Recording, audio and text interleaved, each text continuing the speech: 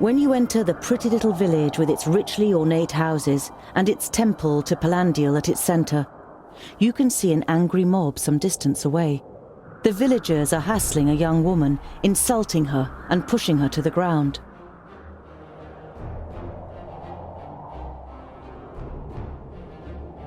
You push your way through the crowd of people and stand in the way of the villagers. What's going on here? A man dressed in richly decorated vestments looks you up and down. Palandial be with you, dwarf. It is none of your business, but this woman here is a thief. She and her henchmen have emptied the monastery's granary and were willing to abandon us to our fate. That's a lie. We asked for help and these people turned us away. I came back to ask again. What evidence do you have against this woman? We found the granary broken into. Almost a third of our grain and a significant amount of supplies have gone. And all this just one day after she and her people were snooping around here. That isn't proof. It could simply be coincidence. Anyway, why would a thief come back to the scene of a crime? The priest eyes you in silence, while some of the villagers make it clear that dwarves should keep their noses out of their business. Tell us what happened. The villagers grumble, but the priest gives the woman a chance to defend herself. My name is Tavia.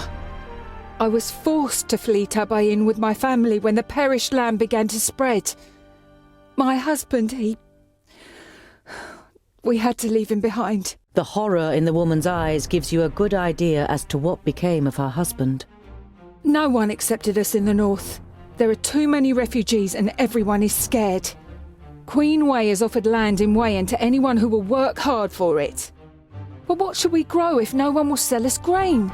We offered a fair price, but Father Malin... She darts a scathing gaze at the priest. He wanted double the amount.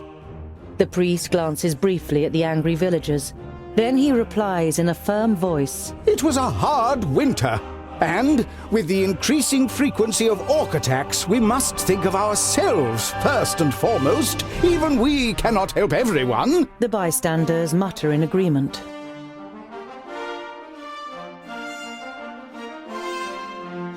The accusations are serious, so let's get to the bottom of the matter to be completely sure.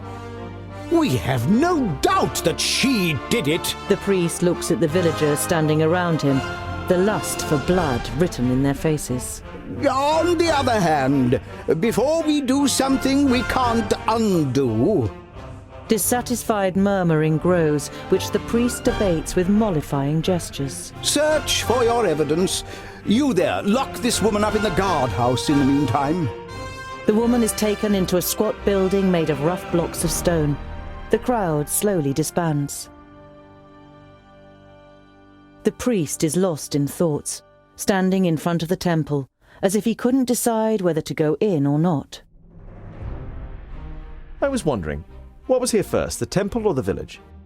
Ah, a keen eye. The temple is indeed much too big for such a small village. It was built on the foundations of an old stronghold when salt was found nearby. The village has grown over the years in the shadow of the temple. Good people live here, honest and pious children of Palandial. He glances at the place where the woman was surrounded. Why can't we just be left in peace? Supposing Tavia really did steal the grain and supplies, but only to save her family, would you turn a blind eye? Palandial teaches generosity, but that too must have its boundaries. We cannot help everyone. At some point there won't be enough for us. So, if you had sold the grain, the people of Seaton would have starved? Maybe not. Not yet. But if we always give everything we have away... No one is saying always, and no one is saying everything. The priest shrugs his shoulders apologetically. He doesn't wish to spoil things with his flock. You nod goodbye, and the priest returns the gesture. You enter the village's large storehouse. The ground floor of the two-story building is full of turnips, with large barrels and clay pots on the floor and on high shelves. Several villagers are carrying out stock-taking. They're being supervised by a weedy man who observes them with a grim expression and writes things on a wax tablet every now and then.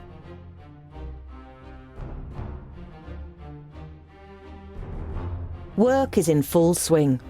The man with the wax tablet grumbles now and then in agreement when one of the peasants shouts out a number to him.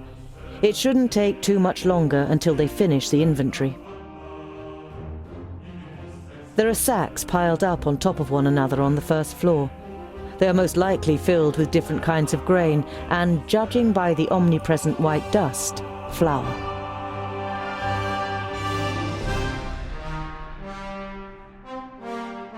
You walk towards the only area in the storeroom where you can see the floorboards. You hesitate as your boots slip on the floor, as if you're walking on mud. Tungdil? The Magister Technicus carefully observes the roof beams above the empty corner. He grabs at a beam and crumbles something between his fingers. You can't make out what it is, so you copy him and feel damp, rotten wood. It's very easy to pull away small pieces. What are you doing here? The man with the wax tablet is standing on the stairs. He sounds half angry, half shocked. No one is allowed in here. Who are you? What are you doing here if no one is allowed to be here?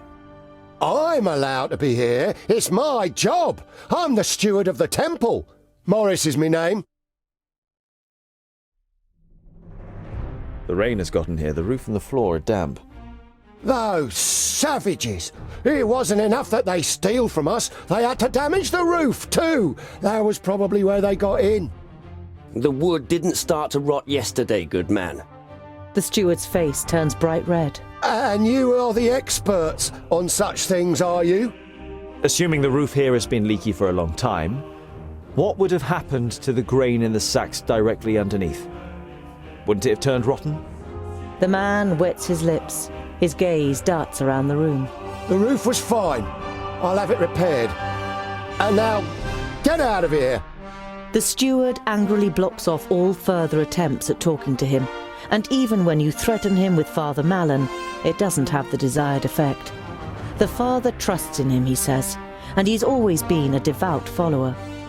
The heavy door of the storehouse closes behind you, and you hear a bolt sliding into place from the inside.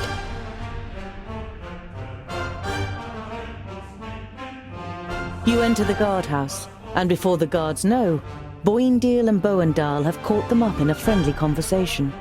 Shielded from the view of the guards, you exchange a few words with the suspect without being disturbed.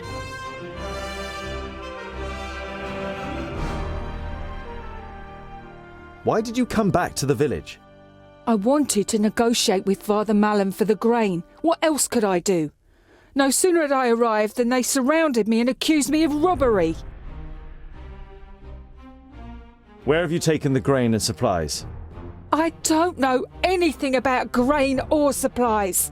Apart from the fact that we could do with both, I'm telling you, I am innocent! We won't let anyone do anything to you, but if we are going to help you, you will have to tell us the truth. The woman looks you in the face, then her head sinks, and when she looks back up, she has tears in her eyes. Please, I just want to go back to my family. I don't know what happened. Tungdil. You feel sympathy towards the woman. You raise your hand to silence Rodario and nod to the woman to continue talking. We asked for grain and were full of hope when we saw the well-filled granary. But we hadn't reckoned on the malice of the people here.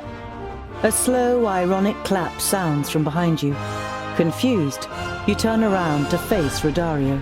Bravo, my dear, with tears and everything. Tough luck that a master of the art of acting is present. None of what she said corresponds with the truth, Tungdil. She is lying and trying to deceive us.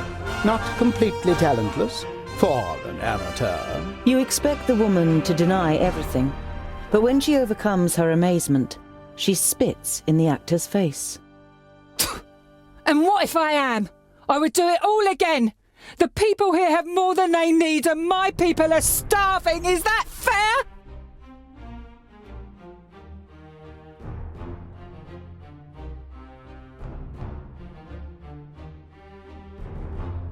Spit it out. Where are the spoils and your people?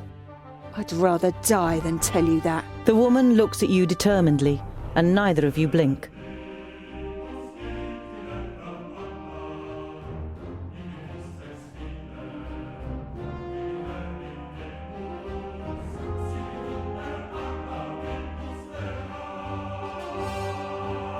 Why did you come back here after stealing the grain and supplies?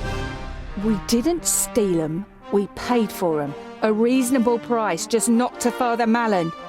You had help. He promised us 3 dozen sacks of grain. When we opened the sacks in our hideout, we realised that most of the grain was rotten. He thought he'd get away with it. The woman looks around wearily. And by the looks of things, he has. Morris the steward offered you the grain, didn't he? What does that matter? I've no proof it was him. And even if I did, if I admit that we have the stuff, I'll be hanging from a tree by this evening and my children will starve. I beg you, let me go. We bought the grain and the supplies. Perhaps he wasn't allowed to sell it to us. But we paid. And with a little seed we can sow, at least some of us have a chance of surviving the year.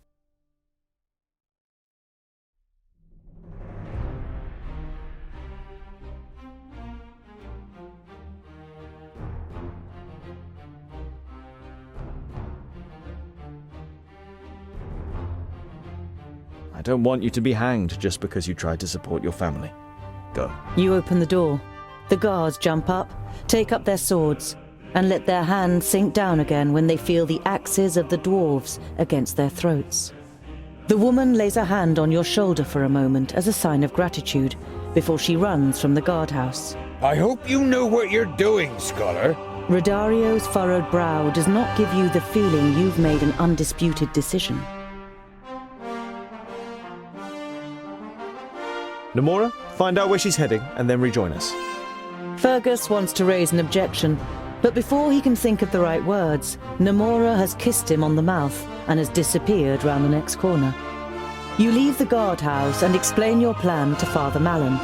You expect him to object, but he seems to be satisfied. You assume he'll make you responsible for everything if something goes wrong, and will claim a piece for himself if you are successful.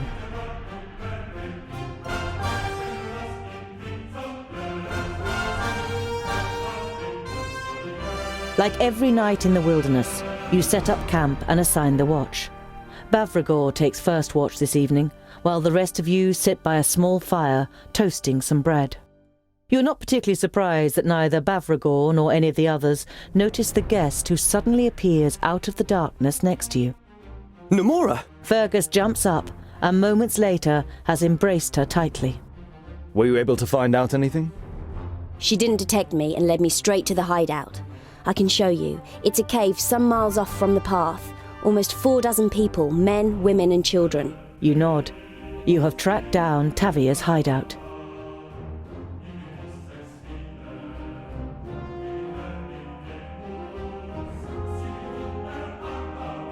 Your path leads you once again to the Minstrel Castle Tavern. The warm, familial glimmer from inside is, as ever, inviting. You leave the Minstrel Castle behind you and continue on your way.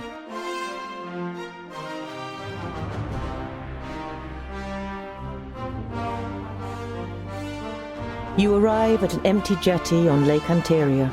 You can see several fishing boats on the lake, and there's a small village on the other shore. Ah, Polbrook. What an idyllic little place. And then there's the miller's daughter. You turn around and continue on your journey.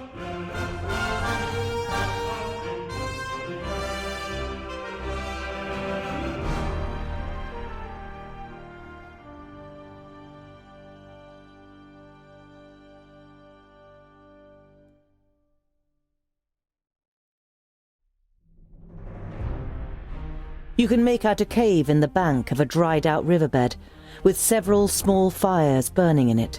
You don't see any guards, so you approach carefully. Men and women jump as they notice you. There is terror written in their emaciated faces. When a little girl screams and runs away from you, the whole camp is alerted, and a group of men and women step out of the cave. Is that them? Your benefactors? Tavia, who came out of the cave next to the man, nods. You've led them straight here. Who are you? The man resembles Tavia. His face too tells of a struggle between defiant determination and fatigue and resignation. I am Gerald, Tavia's brother. I led these people here from Tabayin. You look around you. You guess there are about 10 families, less than 50 people. Half of them are children and youths.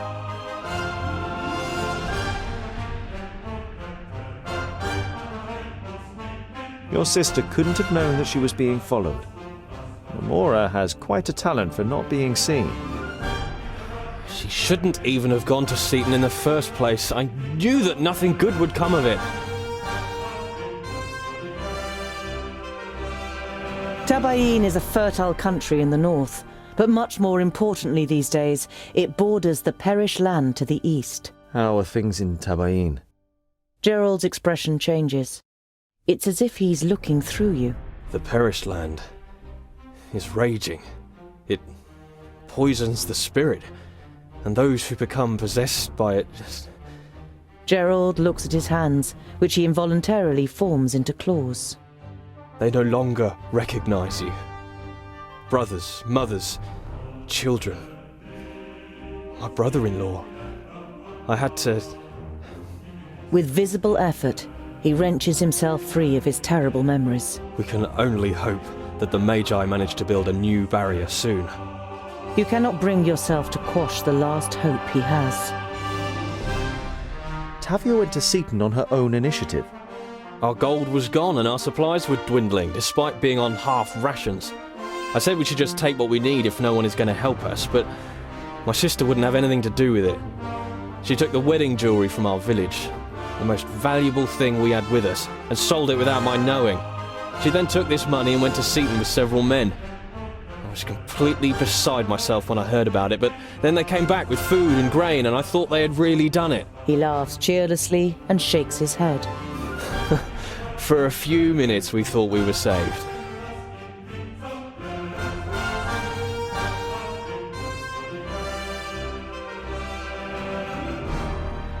What's wrong with the grain from Seaton? We thought we finally had a change of luck for the better. We were praying for a new start, but then we discovered that most of the grain was rotten and unusable. They'd been ripped off by the bloody steward. We all got together and discussed what was to be done. The majority was in favour of going to Seaton and taking what was due, at any price. The next morning, Tavia disappeared. It was clear to me that she had returned to Seaton. We were going to give her a couple of days, and in the meantime, we prepared for our attack. We needed weapons, and we needed a plan. The supplies and the grain, where are they? Gerald glances at your companions. The grain is mainly useless. There's only 4 or 5 usable sacks. We shared out the supplies, and that'll keep us going for the next few weeks.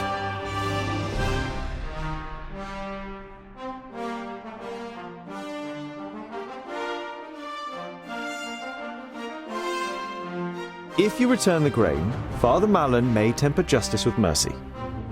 Mercy? Gerald spits at the floor. Let my people starve so that the people in Seaton can live in affluence for another year? No, I won't let my family die. The grain and the supplies stay here. Gerald braces himself, placing his right hand on his axe. We should appease the people of Seaton. Give them back half their grain. You raise your hand to nip Gerald's objection in the bud. I'm of course talking about the rotten grain. You keep the good grain, we will receive at least part of our reward, and Morris will be forced to explain how his excellent grain could turn rotten so quickly. Boindale stares at you. Then a grin slowly spreads across his face. Ha! That's our scholar. You see tired but happy faces all around you. The people breathe a collective sigh of relief. We'll take half of the grain back in secret. Know this, good dwarf. Whenever you need help, we will stand by your side. We don't have much to offer you, but we can muster together a few strong arms for battle, and we have some outstanding archers. You nod, and are happy to have made some new friends. So long, my friend.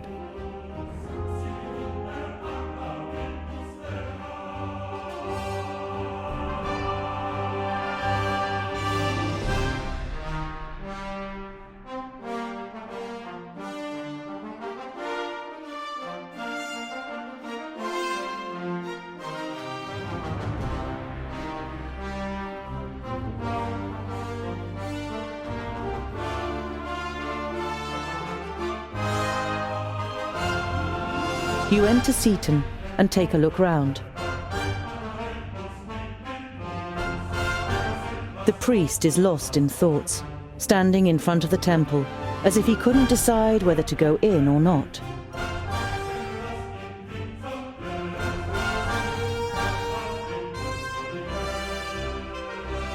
We have found the thieves' hideout. Really? That's welcome news. With an encouraging nod, the priest of Palandial prompts you to continue.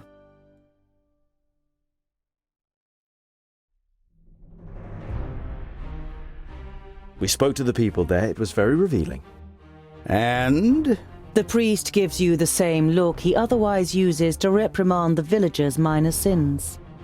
They say they paid Morris to sell supplies and grain to them. The priest wants to object. He ripped them off. That would be an explanation as to why Tavia came back this morning, don't you think? The cogs are turning inside the priest's head. His expression reveals that he doesn't like his own conclusions. And what about the grain and the supplies?